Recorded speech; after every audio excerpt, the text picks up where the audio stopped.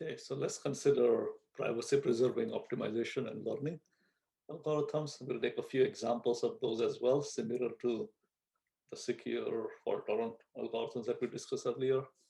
And here we'll consider algorithms for the server architecture as well as the decentralized or peer-to-peer architecture. Just to remind you then, the server architecture that we saw previously, we have a server that maintains an estimate of the minimum of sigma FIX, and that estimate gets updated iteratively. In each iteration, the server sends the current estimate to the agents. Agents send back to the server their gradients, and then the server computes a new estimate. In the privacy literature, we are going to assume that all the agents and servers perform the computation correctly. Nobody's tampering with information, but the goal is to preserve privacy if possible.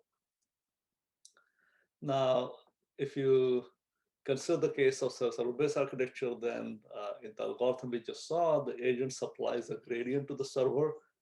And as you can imagine, the more gradients the agent supplies to the server, the more it's going to reveal about itself, its own cost function to the server.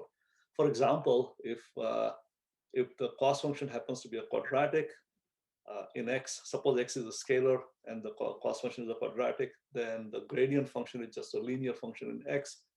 And all you need now are two values of the gradient at two distinct values of x to learn the gradient function completely.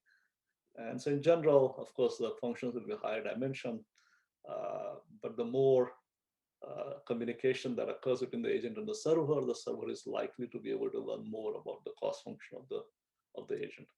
And then the question is, can you achieve privacy, some measure of privacy for the cost function of the agents, and yet collaborate with each other and the server, in fact, to optimize this global cost function. Turns out that there are ways of improving on the privacy compared to the baseline scheme. And something similar would happen in the iterative algorithms as well. We saw the algorithm previously. In fact, we took this example. And in this example, the agents talk to their neighbors in each iteration and obtain the current estimates of their own neighbors. And then in yellow, we have this weighted averaging, which is also sometimes called the consensus step. Here, the weighted averaging is over the estimate of the agent itself and the estimates provided by its neighbors. And then there is a gradient descent step that we saw previously too, where the gradient used in the gradient descent step is that of the cost function of that individual agent. So if this equation shows the update happening at agent 1, and therefore it's using the gradient of its own cost function f1. And similarly, agents 2 and 3 perform the weighted averaging or consensus step on the estimates, and then the gradient descent step to get the new estimate of the minimum at that agent. And similar to server-based architecture, in case of peer-to-peer or decentralized architecture as well, the more the nodes communicate with the other neighbors, other nodes, they can potentially reveal something about their cost function. And again, we would want to have some notion of privacy. So question is, how do we go about doing this? So distributed optimization is just one example of multi-party computation. There is a large body of work on cryptographic techniques for multi-party computation. And one can apply some of those in principle to optimization as well. But there are other methods such as differential privacy and what I'm calling function transformation here, but later on we'll see that. I'll get into some details of that.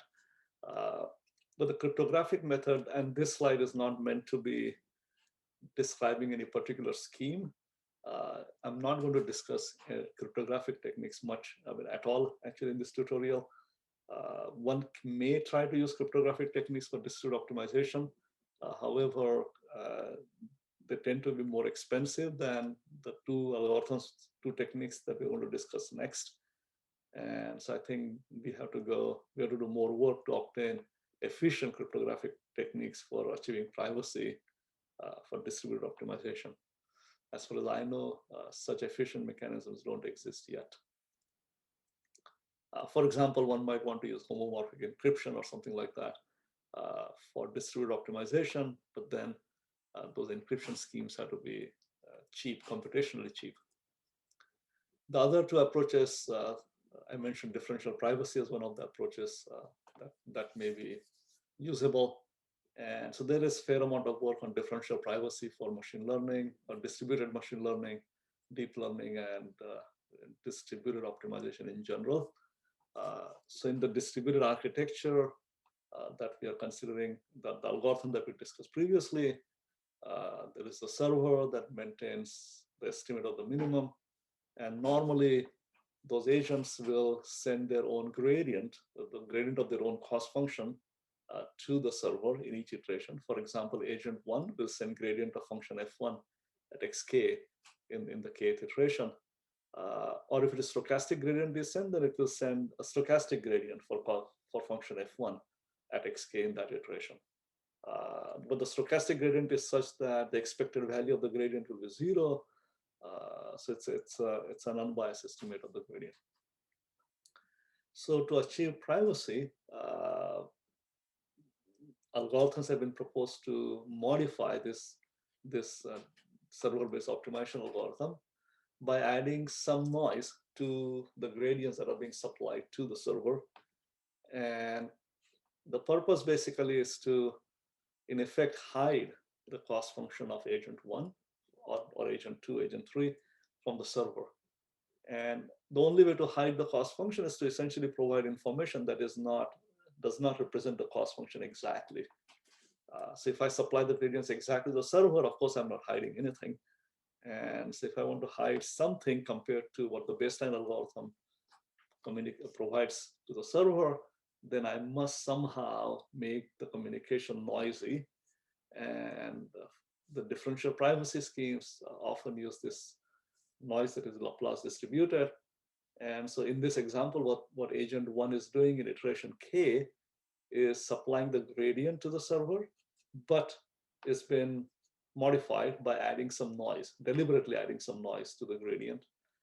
Epsilon, the noise here is epsilon k, which is produced using Laplace distribution, which makes it easier to analyze the differential privacy of the scheme. And so this particular method was introduced by Shokri and Shvatikov in 2015 for the server-based distributed deep learning algorithms. And they have, this is not their entire scheme. They have a few other details to their scheme, but as far as the privacy aspect goes, this is one of the key elements of their algorithm. And in the context of deep learning, these gradients come from the data that the agent might have. This is a gradient of the loss function. And then the question is, what are we trying to hide? What are we trying to achieve privacy of? Is the privacy of the data that is available to that particular agent. So the goal of these differential privacy schemes, in the case of deep learning, would be to make it difficult to determine if a particular data item was used during the training of a neural network, for example. So the server is receiving these gradients that are modified with noise, and server may want to know what data is being used to generate these gradients or to generate the network parameters by way of performing distributed optimization. And the goal of privacy is to avoid, sort of prevent that server from learning that. And I'm not going to go into the details of the analysis, but these papers will usually have either a theoretical analysis of these schemes or some kind of empirical measurement, evaluation of the proposed privacy schemes. But at a high level, this differential privacy algorithm is quite straightforward. All we are doing is adding noise to the gradient. But what that also means then is that the server is not actually receiving gradients of the true cost function. And therefore, the gradients correspond to a cost function that is not the true cost function.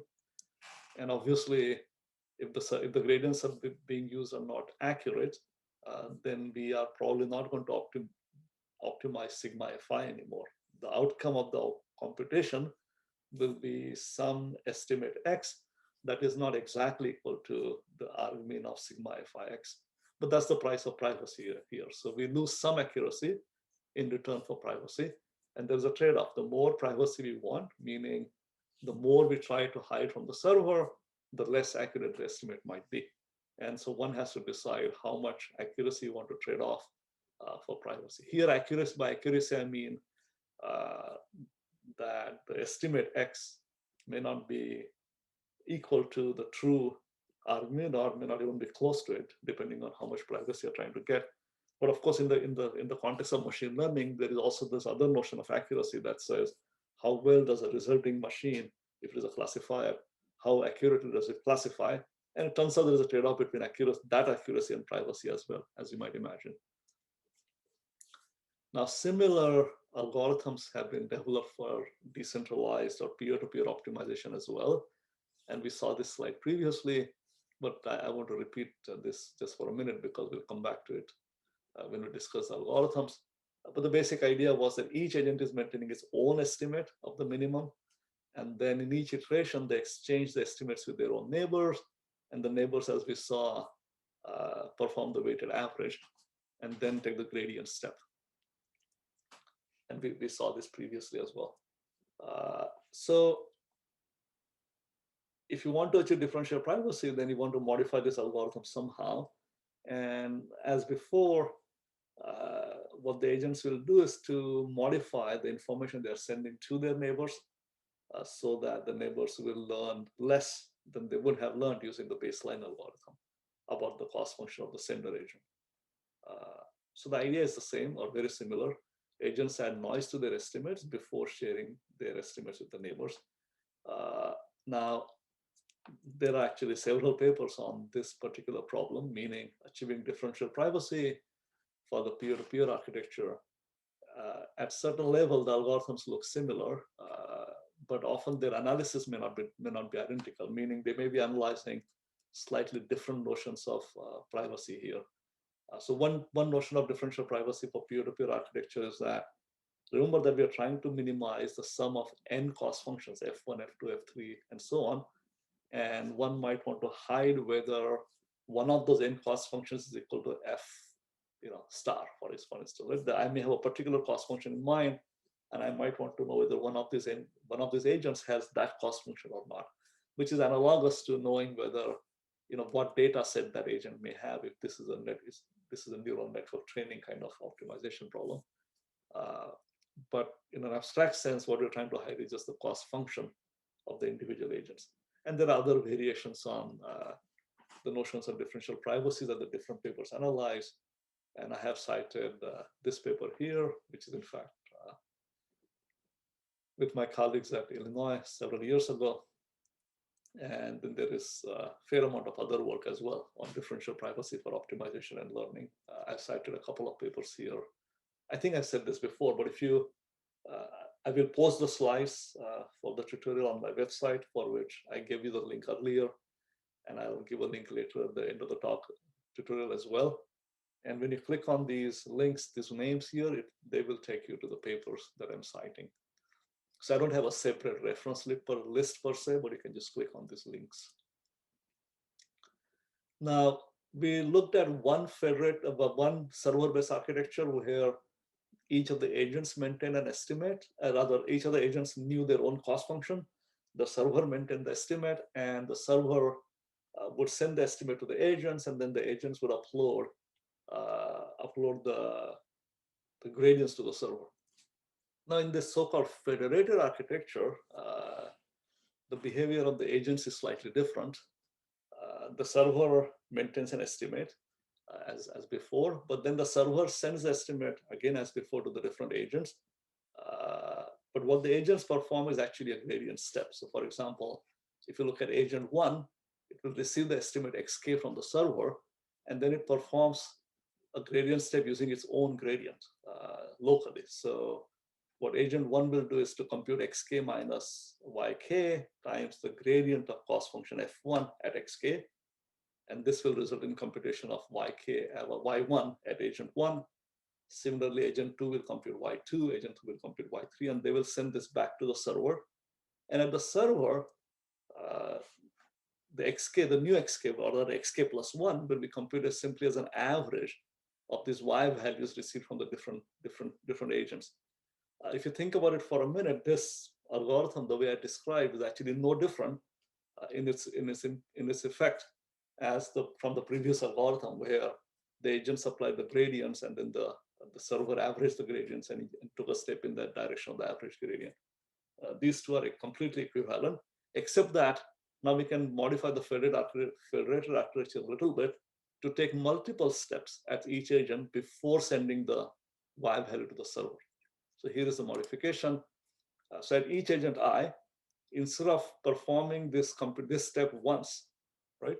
What you notice here is that I received the value of X, took a step in the direction of the gradients once, and computed the new value of Y.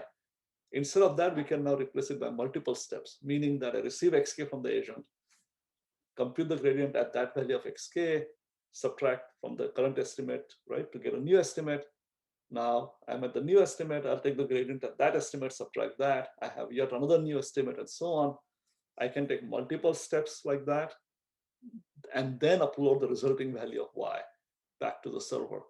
Now, if you do it this way, then of course the two algorithms are not equivalent anymore.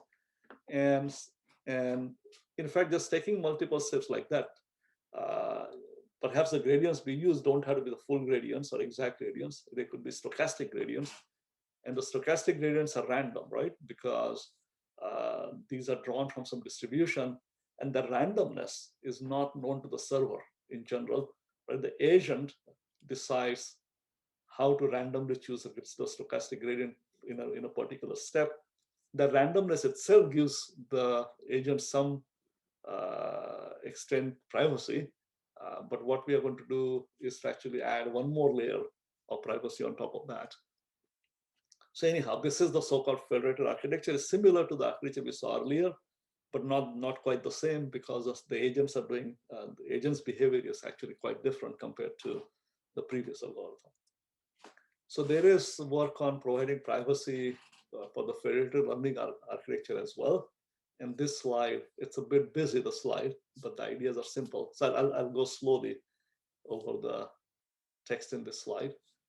But the basic goal for that, what I'm describing on the next slide, is to perform this averaging at the bottom of this slide here, this sigma I divided by n, just the averaging step to compute the xk plus n. So we are just focusing on the averaging here.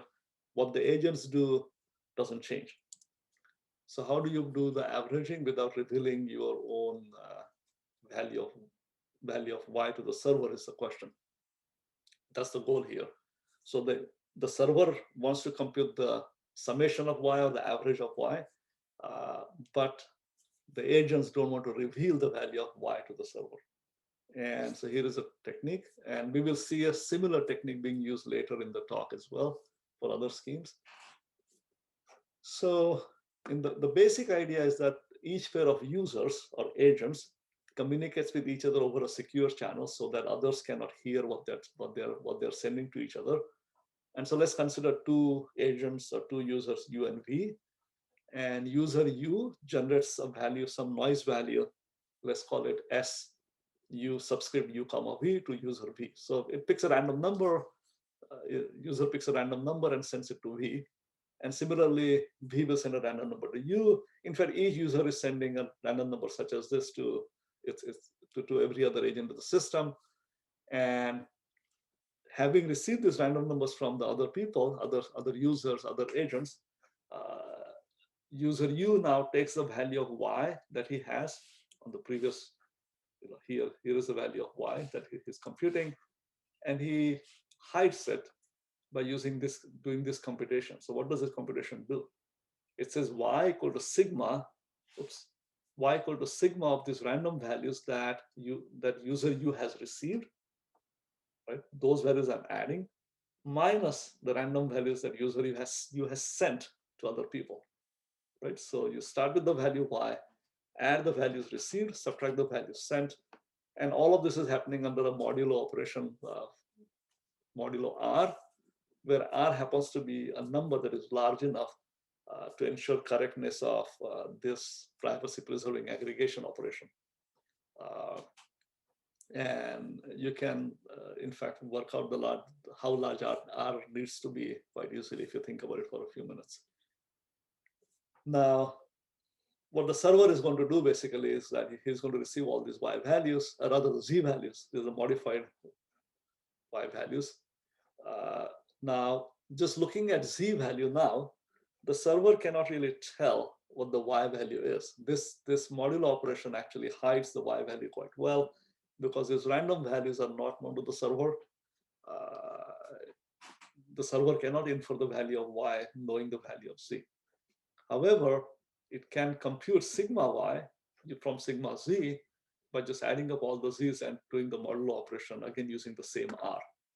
And this technique allows the server to compute sigma y and at the same time provides privacy to all the agents. Of course, it's expensive because these agents have to talk to each other to generate these random values and so on. But this is just the basic scheme that was proposed by a group out of Google, I believe, in 2016. And there are a few more optimizations to the basic algorithm to make it more general and make it somewhat more efficient. And this is just one example of a privacy preserving scheme for federated learning. Since then, there is more work along similar lines that you might want to look at. In fact, this idea of exchanging random numbers to compute the sum securely or in a privacy preserving manner has been introduced in other work as well. And I'm giving you a link to one such paper here. And in fact, we have used similar ideas in our work, and there are other people who have been exploiting this technique as well in their work. Okay, so what we have done so far, I did not really discuss cryptographic technique, but those have been introduced. Not very many, but there is some work using cryptographic technique. We discussed a differential privacy for the server-based architecture, including this, and as well as a peer-to-peer scheme. And then we discussed this secure aggregation idea, which also allows provides privacy. In fact, we could use the same secure aggregation idea for the first server-based scheme as well, where the secure aggregation will be performed on gradients instead of the estimates. But the same technique should work there as well. And I want to introduce one more idea. I think this is the last idea I'm going to introduce, but a couple of variations on that theme, where unlike the previous scheme where the agents were introducing noise for the purpose of differential privacy, and the noise was introduced for the purpose of providing privacy, but the noise also resulted in incorrect or essentially it did not produce the same argument that you would have produced in the absence of noise. So noise was good for the purpose of improving privacy, but noise would be bad in these algorithms because it may degrade the accuracy of the computation that we are performing. And so now the next variation on the idea is to actually introduce noise that is cancelable in some sense, so that even though the servers are receiving noisy values of gradients, for example, the resulting computation will still have some accuracy, or actually accuracy comparable to the noise-free baseline algorithms. And as we will see very soon, this notion of cancelable noise has some similarity to the ideas that we just saw on the previous 2-3 slides. However, there are differences in the manner in which the noise is used, and therefore it results in different outcomes. So here is the idea of cancelable noise applied to a server-based architecture. To apply this notion of cancelable noise or balanced noise, as the slide says here, to the server-based architecture, we are going to need multiple servers. This idea doesn't work with just one server. And so that's the price being paid for accuracy. It needs multiple servers. And the scheme provides privacy if and only if a subset of the servers is adversarial, meaning in this example, for instance, we have 2 servers, and if only one of them is trying to learn my data for the sake of diverging my sort of so only one of the servers is adversarial, wanting to learn my data. The other one is not trying to do that. So if only one server is adversarial, the other one is not cooperating with this server to compromise privacy, then this scheme will provide some notion of privacy. So let's get into the details of that. But the key principle is to introduce noise in some structured way It's not completely random, so that it cancels over all the servers. Or we'll, when we apply this to peer-to-peer schemes, the noise will cancel over the network somehow. So we haven't discussed distributed optimization with multiple servers yet, but the algorithms for multiple servers are actually quite similar to single server in the following sense. Each server will maintain an estimate of the minimum of sigma fi, as we saw before. We had one server then, but now we have two. Each of them maintains its own estimate. Each server talks to the agents, either all the agents or some of the agents in the system. And in each iteration, each server will send its own estimate to the agents that it communicates with. And then agents will compute gradients of their own cost function at the estimates they receive from the server and send back those gradients to the servers. So far, this is looking very much like what we did for single server, except that now there are multiple servers doing the same thing. But then now there is an additional step. Every once in a while, the servers will talk to each other. Remember that each server is maintaining its own estimate of the minimum of sigma fi, but these servers will want to reconcile their estimates every once in a while, maybe every iteration, maybe after multiple iterations. Or the reconciling is essentially where you exchange the estimates with each other. And in the case of two servers, they'll simply take the average of those two estimates. In general, there may be multiple servers, there will be more than two servers. They may be connected to each other in a complete graph, meaning everybody is talking to everybody, or they may be connected in some incomplete graph. But either way, you can design this server protocol, meaning the protocol for reconciling estimates among the servers such that the final computation results in computation of the final result will be computation of the argmin of sigma fi at all the servers. And so this is a multi-server architecture. We don't need to worry to know right now too much detail about it, but I think I've given you the key ideas behind it. So how do you utilize this so-called cancelable or balanced noise? So in this example, I'm assuming that there are two servers, three agents, and in fact, both the servers talk to all the agents. But you can generalize this idea where not every agent talks to every server. And in fact, with more than two servers. So the intuition is that each server is going to, remember each agent, remember that each agent has a cost function. Agent one has cost function F1, agent two has cost function F2, and so on. But now we are going to have each client or each agent simulate multiple clients or multiple agents. So in this example, each agent is actually going to simulate two agents. Actually, I'm calling them clients in these slides. So I use agents, clients, nodes, users. These are all jargon for the same thing. So in this example, each client is simulating two clients in a particular way. So client one had cost function F1 is going to simulate two different clients, right? The first of these new clients will have cost function F11, which is shown here. And the second of these simulated clients or agents will have cost function F12 of X. These functions are chosen such that F11 plus F12 equal to the actual cost function of agent one. Similarly, agent two will simulate two agents, one with cost function F21, the other with cost function F22, such that F21 plus F22 is equal to F2, and so on. Now, even if the original cost function F1, F2, F3 may have been convex, these component functions, F11, F12, that I'm splitting F1 into, so you can think of F1 being split into multiple functions, in this case, two functions. This individual F11, F12 do not have to be convex. So it may be the case that the sigma fi is convex to begin with.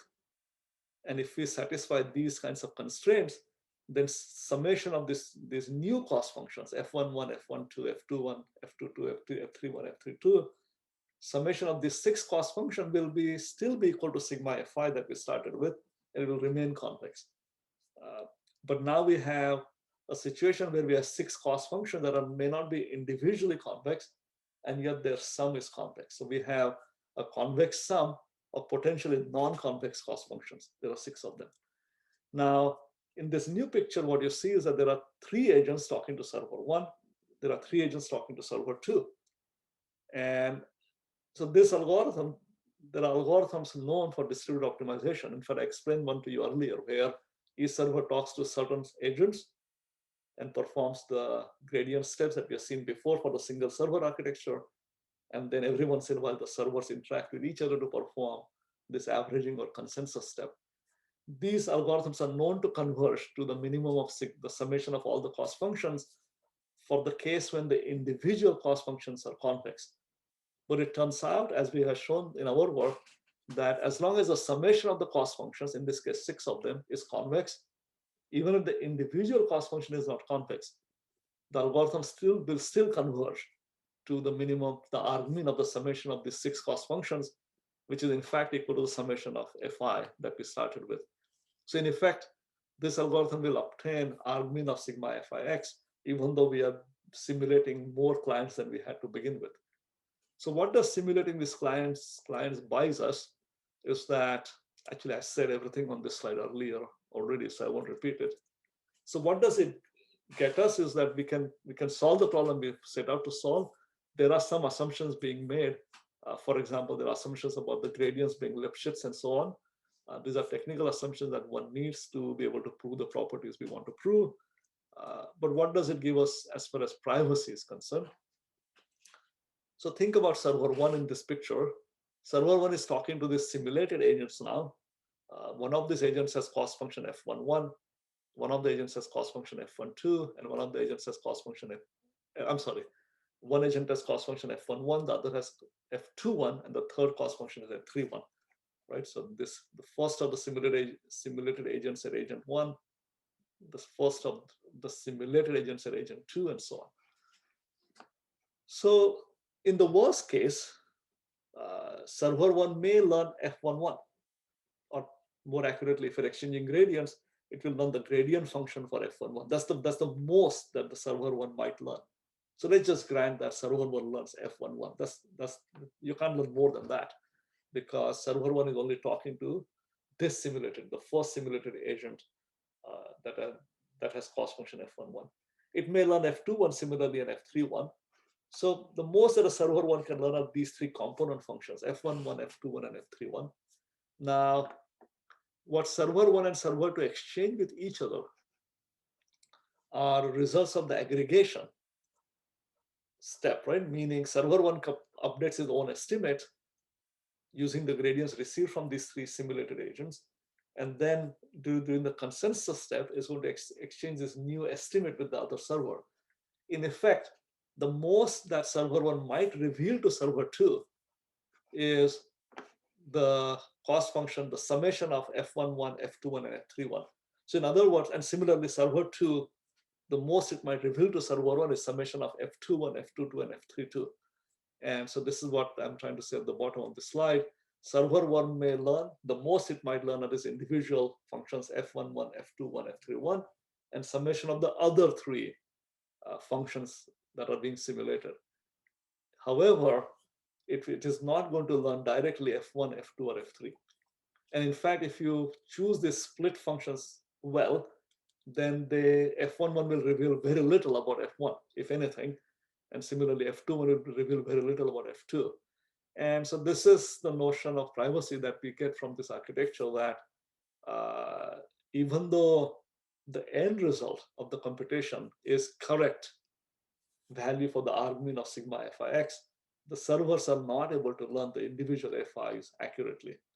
And how well we can hide them depends on how we choose f11 and f21. So in some sense, if we make f11 and f21 very noisy, right, we're going to add, f11 will be f1 plus some noise, which is really f21.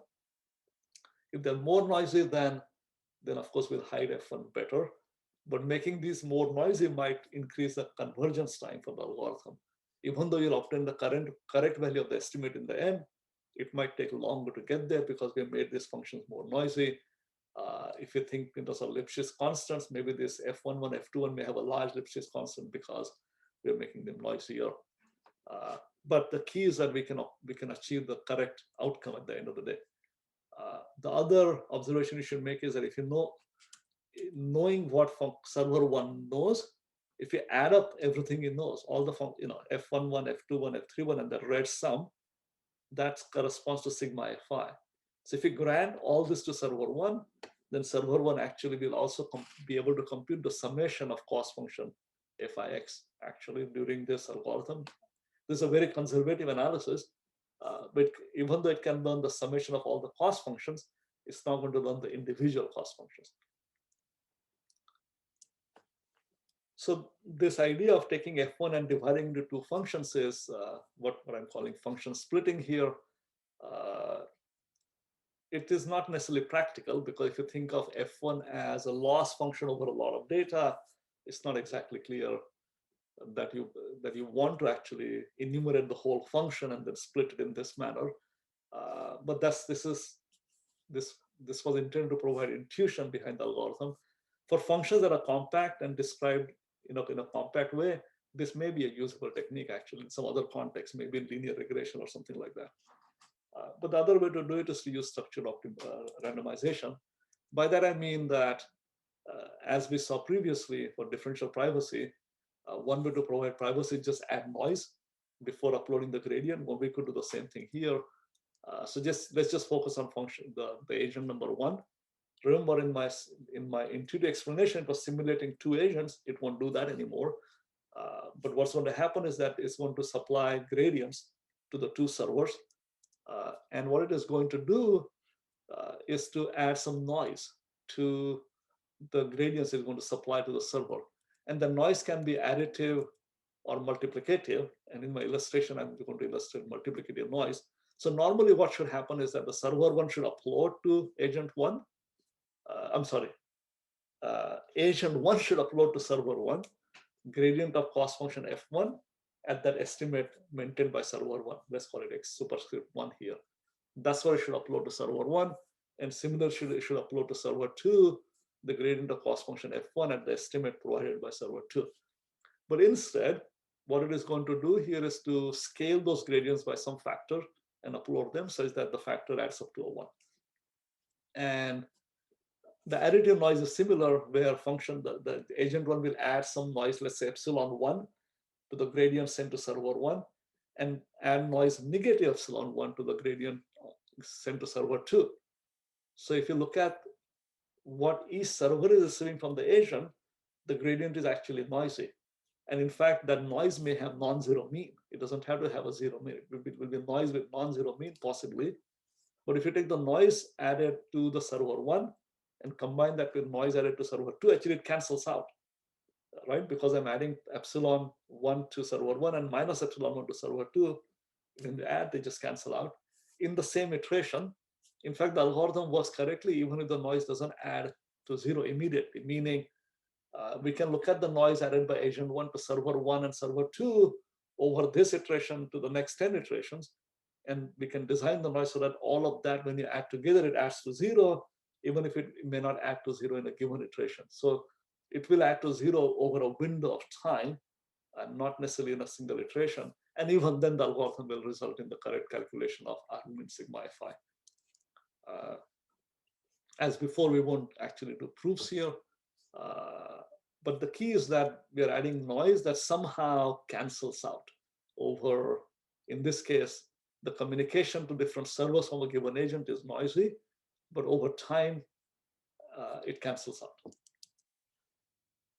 And if you make some technical assumptions, then you can show that these kinds of schemes actually do produce the correct outcome.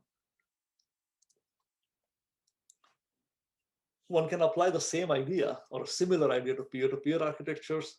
And there are several papers actually, some from my group and some from other groups that have proposed schemes like this over the last several years now. So we saw that in the example of the peer-to-peer or decentralized optimization, that each agent sends to his neighbors his current estimate. And what we're going to do now is to add some noise to that estimate before sending to the neighbors. And we will pick the noise so that the noise cancels out over time and space. By time, I mean the noise. Maybe you have to look at the noise added over a sequence, a duration of time. And by space, I mean the noise I add in my communication to my different neighbors. If you look at the space and time over some finite horizon, we will guarantee that it adds to 0.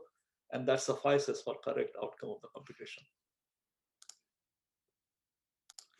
Okay, so let's look at one of these schemes where the noise will cancel over the neighbors, or we can have other schemes as well that for which I have slides, but maybe I won't talk about it too much.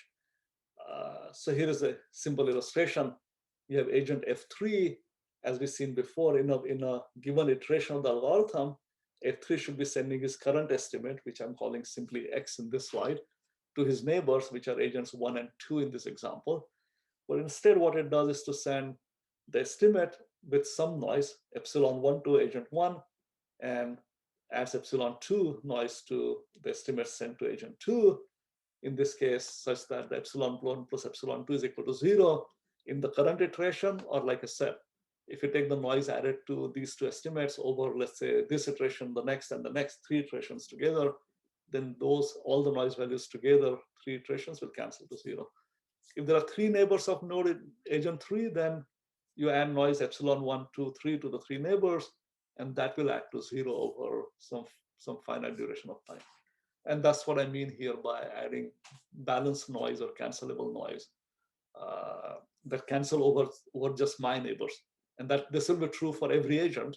Each agent will add noise to the estimate sent to its neighbors so that no individual neighbor will receive the actual estimate from the agent. Now, clearly, if all my neighbors cooperate with each other to compromise my privacy, this wouldn't improve privacy at all because they can cancel all the noise, right? If all my neighbors talk to each other, then they can get rid of this noise by just adding what I'm sending to them. And so this scheme doesn't give you privacy if all my neighbors are compromised, but if all my neighbors are not compromised, then you can actually get some privacy. And there are other variations on the idea as well. In fact, what I explained here is sort of written here a little bit more mathematically. So we won't dwell on it too much. So here, the first 2 steps are adding noise and sending the noisy values to the neighbors. And then, like we saw in the decentralized algorithms, each node will receive these estimates from the neighbors. They have their own estimate. It will do weighted averaging of that and then do a gradient descent step where it uses its own gradient. So that part doesn't change. The only thing that is changing is what each agent sends to his neighbors. Other than that, the algorithm is the same. We saw this previously. The network balance noise is quite similar to what we just discussed, with the difference being how the noise is computed. And in fact, how the noise is being computed is similar to the schemes that we saw earlier for secure aggregation, where each agent talks to his own neighbors and figures out what the noise should be, with the distinction being that in the previous discussion of secure aggregation, we had a modulo operation, modulo R. That doesn't happen here because of the way these noisy values are being used. Modulo operation will actually destroy the correctness of the algorithm, and therefore there is no modulo operation here.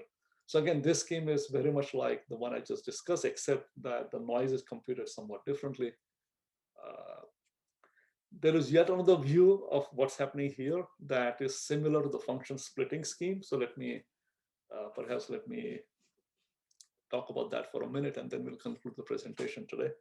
So remember that each agent has some cost function F1. Actually, I'm not doing any analysis here, but for the analysis that we do for this particular scheme, we assume that the function is a bounded degree polynomial of some known degree, known upper bound of the degree. And similar to the function splitting scheme, the view here is that each agent is going to pick a new cost function. In the function splitting scheme, each agent simulated 2 agents with cost functions F11, F12 for agent 1, for example. These are the new cost functions. Here, each agent I has a cost function Fi, and is going to instead choose a new cost function F hat of I, such that sigma Fi is equal to sigma Fi hat, so that the summation of the cost functions remains the same, but these new functions with the hat on them are noisy. They're not the same as the original cost functions, yet they preserve the sum of the cost functions. So how do you pick the noisy function? This is kind of like the secure aggregation scheme, except that now we are doing that trick of talking to the neighbors to pick random numbers. Instead of picking random numbers, we're picking random cost functions. So here is what's happening. Each agent J sends to his neighbor some cost function, some function rather. Let's call it Sji, is going from J to I. And similarly, I is sending function Sij to J. And node J can pick this Sij in whatever manner it wants. Having done that, node J will compute this value, or this function actually, where it is adding up the functions received from the neighbors and subtracting the functions it sent to the neighbors, right? So this is the sum of functions received from neighbors, received by J, minus the functions that J sent to the other neighbors, to his neighbors, and then the f hat is obtained as the f function plus this noise, the noise function, so that together now we have a new system where each agent has cost function f, each agent J has cost function fj hat, and now they can use the distributed or the decentralized algorithm we saw earlier on these new cost functions, and it will result in minimum of sigma fj hat, which happens to be equal to sigma fj. And therefore, we are solving the problem that we set out to solve to begin with. Again, like before, even if each individual fj might have been convex, fj hat may not necessarily be a convex function, and yet the algorithm was correctly under some technical assumptions about the cost function. The privacy here, this is what I was alluding to earlier. If all my neighbors are compromised, of course, I get no privacy at all. But what you can show is that if the graph, the network that the agents are connected by, has connectivity f+1, I think we called this the number of bad agents T earlier. Here I'm calling it F. But if the connectivity is greater than the number of agents trying to compromise privacy, then you get a notion of privacy, meaning that these bad agents that are trying to learn my cost function will not be able to learn my cost function if you have enough connectivity in the network. Or this here should have been, yeah, so this sigma fi hat is equal to sigma fi, which is what I'm calling f of x on this slide. Okay, so that's really all I'm going to be able to present today in this tutorial. So what we did initially was to talk about fault tolerance or secure optimization. We discussed some simple examples of this of fault tolerance schemes that have been proposed. In fact, we discussed several filters that have been proposed that differentiate these different schemes for fault tolerance. And then we looked at a couple of 3 different approaches for privacy in this setting. And as I said before, this presentation is not comprehensive by any means. And in fact, more work is needed in both privacy as well as security of distributed optimization and learning. Plenty of open questions. The open questions really in both cases have to do with improving performance of these algorithms as well as maintaining accuracy. I think I said this previously. I have a longer version of this tutorial that's available from my website, which is linked here. And I'll make available the slides for this tutorial as well on the same website. So you'll access to the slides and the links to the various references. Thank you.